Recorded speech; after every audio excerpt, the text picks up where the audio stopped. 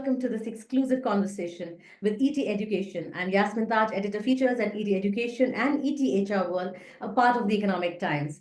It is a pleasure to be here today. We will deep dive into a topic that's not just timely, but crucial for everyone in the education landscape.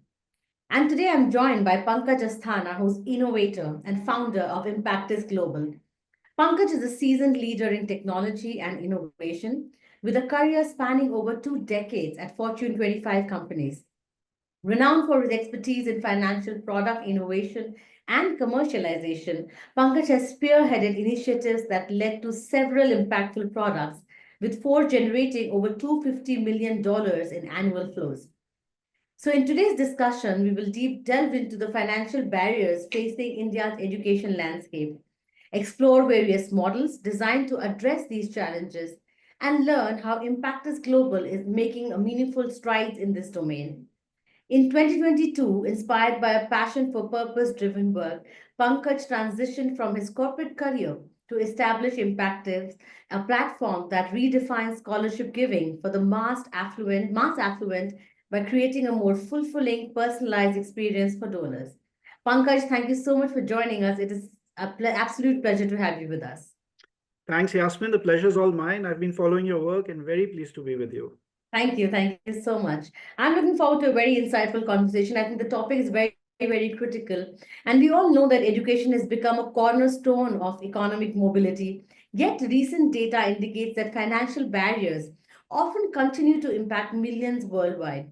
In India alone, approximately 62% of students face financial difficulties in accessing higher education, with only a fraction, around just 5%, receiving any form of scholarship or financial help. So, in order to do that, in order to delve deeper into this, we are here to talk about what it takes for organs to and for institutions to work towards creating an impact and making, dealing with the rising tuition costs and the widening inequality that has intensified the need for sustainable, accessible funding solution. So today's guest, Pankaj, has taken on this challenge by founding Impactus, and we will be talking about how creating a personalized, purpose-driven experience for donors and empowering students is crucial, not only with funding, but also with inspiration and guidance. So this is how Impactus is addressing some of the most pressing issues in education today. So without any further delay, Pankaj, I'd like to deep dive into the discussion already. And to begin with, I'd like to ask you, in the light of the current economic and education landscape, what trends and challenges are you seeing emerge in the field of education funding and scholarships? Thanks, Yasmin. So I'm going to talk about two trends and then one challenge. So the first trend is centered around India's youth and the youth demographics. So we've got about 30 crore Indians going to join the workforce in the next 10 to 15 years. That's about 20% of the world's workforce. If you think that Indians are all over the world today, that number is going to get bigger. And that's the good news. But I'll just append one call out, which we need to work on. We can overcome it, but it's an important thing to overcome. Today, only 28.4% of this youth get admitted to college. So while 80% of the students are joining 10th class, only 28.4% are pursuing college. Now, what does that mean? What kind of jobs will the remaining 71% do? Okay, we are doing projects like Skill India, etc., which is good, but let's play economics. Let's just imagine economics a bit. Let's say we have 70% of the people trying to become mechanics, computer operators, designers, low-end designers. What is it going to do in the market? You're going to have an oversupply. They will earn less. And you will actually perpetuate a situation where the rich are still getting richer and the poor are still getting poorer.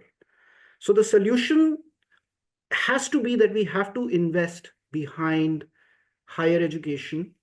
We have to look at more people getting into higher education. And one of the assisting challenges that we need to look to make sure that the youth demographic actually pays off is that we've got to encourage the youth to dream bigger. Yasmin, you'd be surprised with the number of exceptional students I have worked with. We work with students who are coming from small villages that, coming from families that they don't even earn 40,000 rupees a year, but the child has made it into an IIT Madras, IIT Kharagpur, IIT Bombay, IIT Delhi. And these students actually struggle with the ability to dream bigger. And I think that to really, achieve this demographic dividend, not only do we need to make funding available, but there's also a very important part of creating that self-confidence to dream bigger, that courage to dream bigger, and also to provide them the guidance to, find their way. And then lastly, the networking. It requires networks. You need to know people. You need to build relationships with people who can help you along the way. The poor don't have it. You and I have it. So, these are the markings of an unequal world. And I think that, by being thoughtful about it, by being concerted, we can solve it. So that's the first trend on the youth. The second trend I'm going to talk about is technology, Yeah. and especially AI and robotics. This is a blessing and a curse. The productivity gains that we're going to see in AI and robotics coming in this, next few years is something that we cannot even imagine. You think that Absolutely. what's happening right now is big? Well, they're No. actually saying that AI and robotics are actually moving in a direction which is beating something called as the Moore's law for processing chips. It was said that, in Moore's law, computing power or processors would double in capacity every 1.5 to 2 years. The power of AI processing and computing is doubling every 6 months. Hmm. So if you think what's happening right now is big, what's really going to happen is that the rate of change is going to be much, much faster than you can imagine. Yeah. Right. Now, it's good. Now, why is it good? Now people can learn the way they want. With the coming of chat GPTs and language models and the ability to overlay language on top of it, the ability to overlay video on top of it, the ability to overlay voice on top of it, it is now possible for a child in Assam to be taught by APJ Abdul Kalam, you know, physics. So you can actually speak to someone, just like we are speaking to each other. That person will see a renditioning of APJ Abdul Kalam speaking in his own voice in Yeah. Bengali or in Assamese, and Yeah. teaching the student, chemistry or physics or whatever the student is working. And the student can be more engaged and they can enjoy that experience, and they don't get limited by money, access. So technology can bring this access and exciting ways to learn. True. So that's the great big thing that is happening. You can speak to Ratan Tata to take guidance on life. you know we can take an AI model, take all the interviews, all the essays, or every recording of Ratan Tata, train that model, and then put on his face, put on his voice, and you can say, Yeah. Mr. Tata, like I would have loved to go to Mr. Tata and say, Mr. Tata, I've been living a corporate life. Yeah, I've been enjoying my growth. It feels nice to be a vice president, but I want to learn something from you. How do I do something more impactful? And I would love to hear back what Mr. Tata has to say. Now you're Mm. making this available to a small child in Karnataka, Kerala. And I think this is the beauty of technology, and we should not overlook this beautiful world that we can create.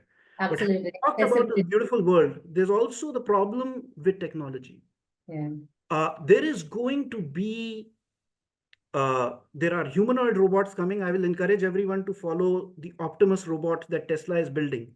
Yeah. That robot can do everything and it costs less than a car. Oh my God.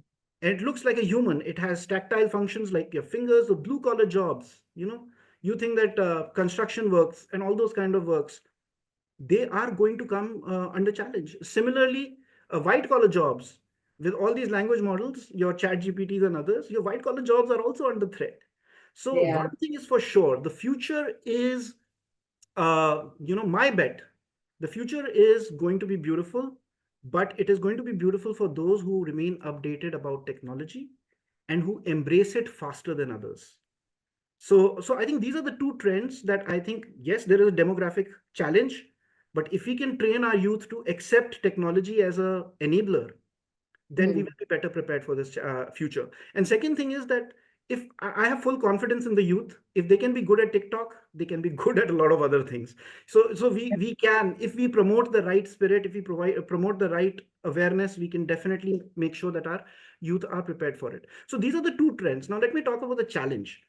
The challenge that we have is that how do we prepare and ensure equitable access for higher education, right? Because That's higher education my will still question. be Yes. very, very important. Yes. So primary education, primary learning can happen through technology, can happen, but higher education is specialized. It takes money, it takes time. You're working with great professors, you learn from each other, you need to be in an ecosystem. And Yeah. I think first thing we need to do is we need to stop enrollment dropouts. Now in India, that dropout of 70% people dropping out of college, majority of them are actually dropping out because of financial reasons. The second is geographic reasons.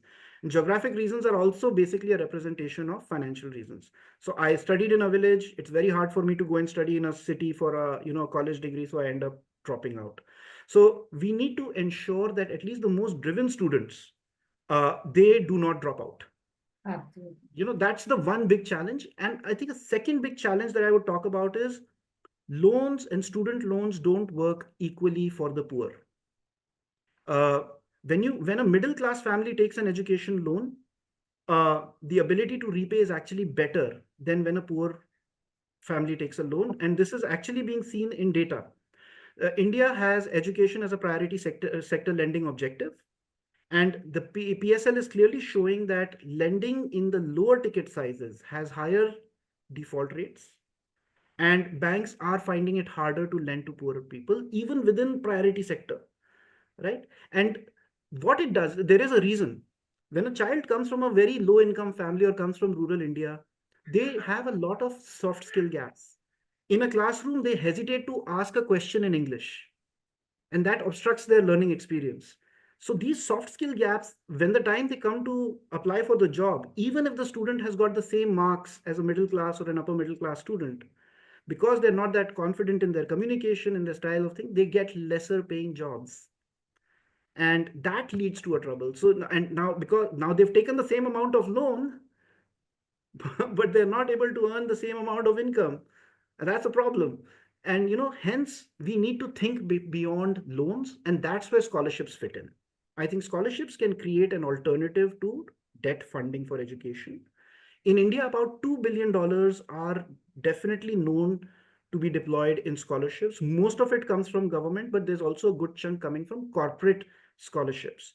When we did our study, we realized that the middle upper class and the NRI and PIO contributions to scholarships right now is very minuscule. And we saw an opportunity. So I think that if we focus on this segment, we can very easily bring in another $1.5 billion. So we are already getting $2 billion. This community can bring in at least another $1.5 billion, which in turn means that we can $1.5 billion is about 12,000 crore rupees. And Absolutely. what that means is 12,000 crore rupees can easily support about 20 lakh or about 2 million students every year. Now, that's not a small number. So scholarships My can God. actually not be a side fringe activity. They can actually Yes. make big change with big numbers. Yeah. And So, Pankaj, bank loans, what is the role of Impactus and what are you yeah, doing in order to address this challenge of student debt, and how are you enabling more access to higher education? Tell us more about the success stories you've done. yeah. So Impactus is basically Impactus's role is to democratize scholarship giving, and we are focused on the mass affluent. Now, Okay. when we think about the mass affluent, we're finding better ways for them to express their own unique personality, their perspectives, and the True. impact. So, what does that mean? It means that I want to give a scholarship because I really loved my mother and she's no more, and I want to build something in her memory, right? Mhm. So memorial. So there's a very strong personal reason why I'm creating a scholarship, but it ends up benefiting a student who really needs that support. Yes. And so so this is the area that we are focused on. Now, what do we do? How do we do it? We basically operate an online scholarship giving platform, Okay. where anyone can come and create a personalized scholarship. So you could Oh, create a wow. personalized scholarship, or anyone who wants to create a personalized scholarship, you can create it as a memorial, you can create it in your own personal legacy, or you can just be that I believe I want to help others and I want to create a scholarship, you can do that. And then we take care of the rest. So for a very nominal management cost, and starting at a budget of as less as 3,500 rupees a month, that's just like under $40 a month. you know we'll handle the student sourcing. We will help you find, verify, and select the right student according to what you value. Like some scholarship givers want to value ability over everything else. That give the scholarship to a person who can make the most impact. There are others who say, no, I want to give scholarship to someone who is going to help others. So give it to someone who is likely to help others. So Yeah. based on those preferences, we have built models at our side to assess student capabilities and give the scholarship to someone you would like to give to the scholarship to, and you can select the person finally. So we help in that. We help in student support. So we don't end saying, here's the money and tata bye bye. We Mm. actually maintain a team of certified counselors. We maintain touch points with the student. If we see the student is not responding, is not very active, we take Mm. additional action to see why is it happening. Is it because the student is in depression? Is something wrong? So we engage like that. Love it. We are actually a safety valve. A lot of students look forward to having a chat with us. So just say, I'm in a new college. I've never, I come from Assam. Madras is so different, and it's a very different life for me. And we just become a nice hearing aid for them. Then we work on student success. We run developmental sessions. Remember, most of our scholarship givers are, successful corporate professionals. They are very good at giving advice and, support to others. And Yeah. then we help them, sort of, they get access to role models, etc. So now, some stories. I will talk about three stories. The first Yeah. story is about exposures and possibilities. So there's this girl who's in class 11th in Jind, Haryana. She was inspired by Kalpana Chawla when she was 9 or 10 years old. And she had this vague thing that she wants to sort of do something in aeronautical and space engineering. So we were Yeah. successful in connecting her to a scholarship giver who's based in Hyderabad, who's an architect. And he had Mm. designed the experience center of ISRO.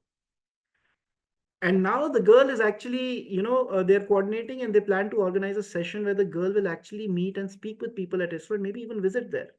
Now, what was a vague idea for her, it was just a general dream for her, is now suddenly becoming real. Real. And that moment when we saw that her eyes twinkle, she said, oh my God, can I really actually see this? Yeah. It was an amazing moment. And you realize that there's so much more you can do than just giving money through a scholarship. Yeah. And the equal feeling that the scholarship giver had and what it meant to the scholarship giver, it was just amazing. Right? Let me give you another example. This one is about risk taking and the ability to dream. So there's this one boy in Assam. His father passed away when he was 4 years old. His mother really struggled to help him and his daughter stay in school. And this boy made it to IIT Madras, Wow. and he's studying there.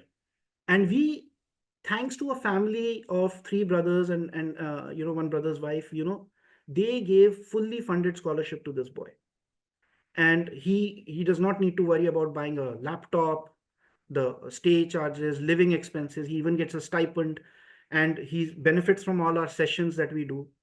Now this boy is planning to become an entrepreneur. He's already working on a startup. And could this boy have done that if he had pressure of a loan? It is out of the question. So Yes. this is how scholarship actually frees the person away from debt, and they're able to take risks, and they're able to dream. And this is going back to my point that we really need to encourage our youth to dream and dream big. The third I'll talk about is networking and opportunities. And this is my last story on that.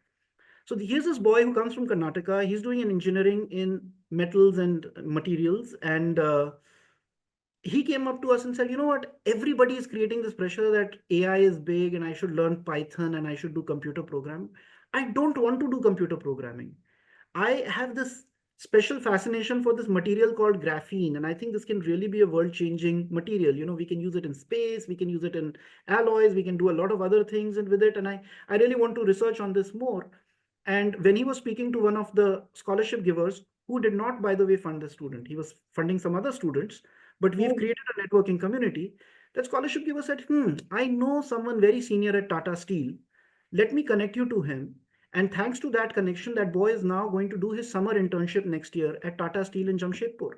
For that boy, Yeah. that's a very, very big thing. So these are some examples of stories of how scholarships can create experiences that go way beyond what a student loan can do.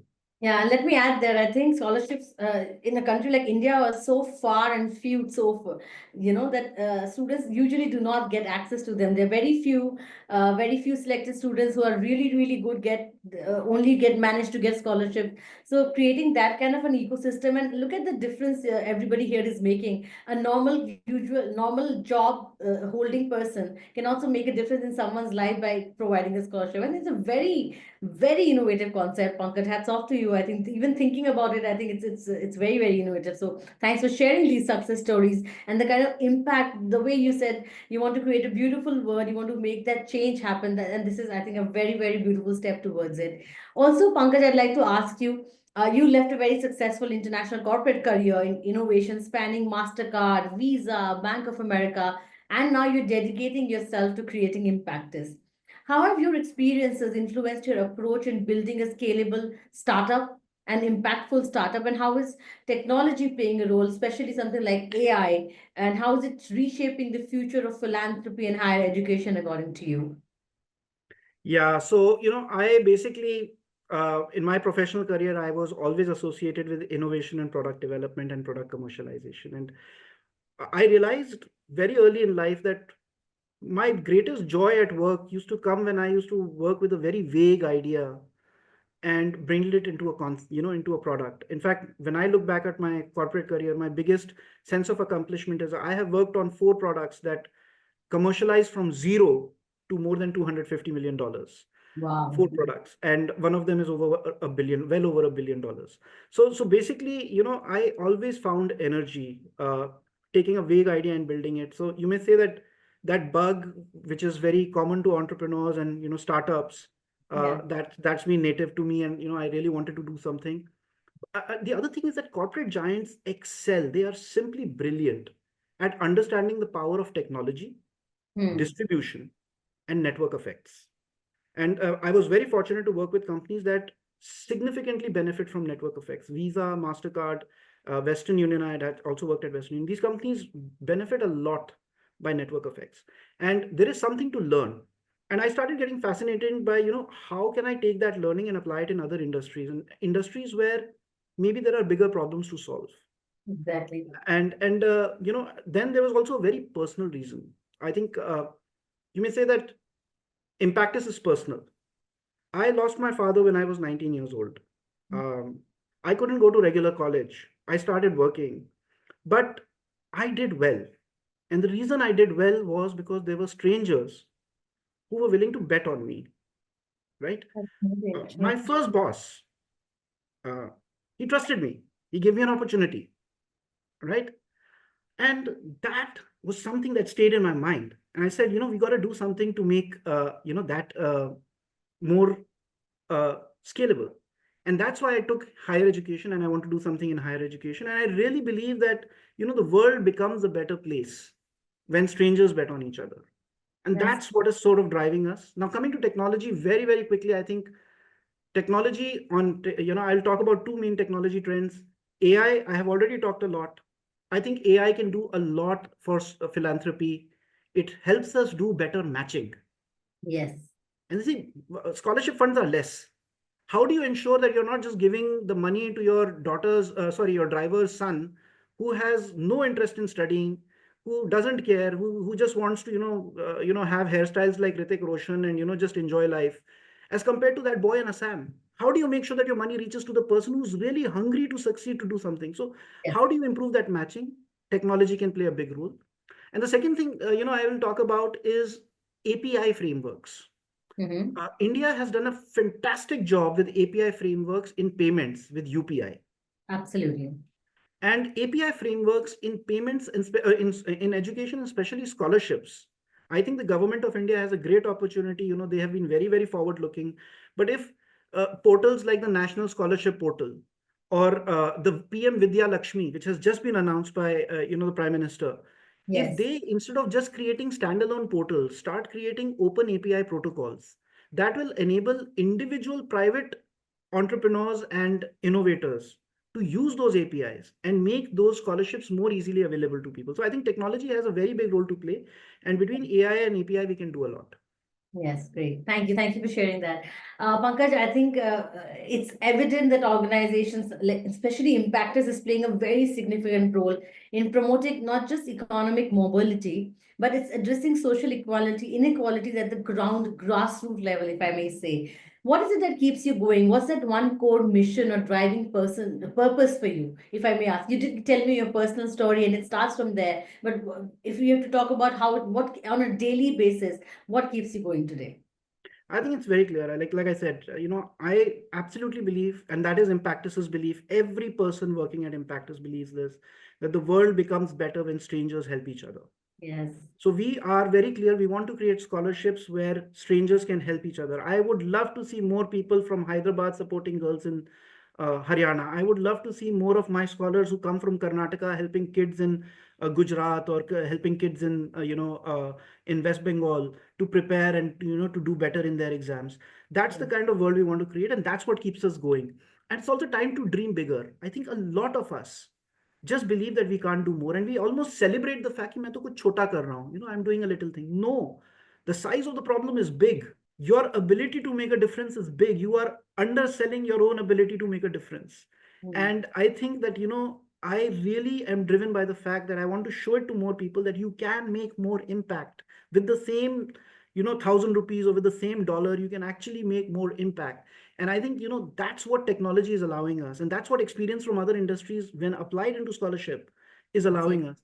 And I would say it's really time to dream bigger. People, some people celebrate the fact that I'm going anonymous, I'm making an anonymous donation. Just imagine if somebody would have made an anonymous donation, and that girl, that person was, let's say, working at ISRO, and the girl dreamed to go to ISRO, but she will never even talk to the person because she doesn't know that person. So I don't True. think we should celebrate being anonymous. I think we should put our name to the causes we support. We should personalize the causes we support. We should not give money anonymously. We should not just give money away, say, I have done charity. Time has Yeah. come to do philanthropy. We must Yes. all do strategic philanthropy. We must all do philanthropy for education. And the job is to make it easier. And I think companies like Impactus is driven to do that. That's lovely. I think it's about, it doesn't matter the size of donation, the intent behind it. I think, as you said, how can strangers help strangers if everybody starts thinking like that? Just imagine what a beautiful world we'll be able to build, and especially for India's youth that needs so much of support to become the next superpower for us. They are the ones who are going to lead us to that. So if we can enable that, that's a huge change. So thanks for sharing that, Pankaj. Final question for you. If people had to ask you, how can professionals, including me, get involved with Impactus and give your own personalized scholarships? Yeah, it's very easy. Just visit our site, impactisglobal.com. Okay. And there is an option to create a scholarship. Just go there, leave your details, and we'll get in touch with you and help you create a beautiful scholarship. I can tell you that you will feel very good about it. I can see the journey of our customers, and I'd love to help you with that. Second thing is, refer us to others. You all know people who may want to create a scholarship. Somebody's lost a loved one, somebody's very driven by this cause. Please share our link and details with them, and have them conversation. And third is, follow us on LinkedIn. We keep posting our stuff on socials, so you can follow us on LinkedIn. Again, just use Impactus Global and be in touch with us. Yeah, thanks, Pankaj. Thanks for giving us that information. I think personally, I must say this is the first time I've heard of an initiative like this. So hats off to you, as I said earlier, also. Very, very unique. It's not just bridging the gap between higher education and our people who are not being able to access it. It's also giving opportunities to people who want to make even a small difference in the world and help become better. I think that this is where the difference matters. So thank you for sharing that. What a wonderful journey. What a great initiative. So on that note, that was all the time I had for this interview. So thank you so much, Pankaj, for sharing these great insights with us today. Thanks, Yasmin. It's been wonderful speaking with you. Lovely. And it's absolutely inspiring to see how Impact is Global is transforming the scholarship landscape by making education more accessible, bridging the financial gap for students across diverse backgrounds. And I'm sure initiatives like these will not only open doors to educational opportunities, but also will drive a very long lasting social change and economic mobility. To our viewers who've been watching this, we hope this conversation has highlighted the importance of collective effort in reshaping the future of education. As Pankaj very nicely said, it's all about building a beautiful world where strangers help strangers.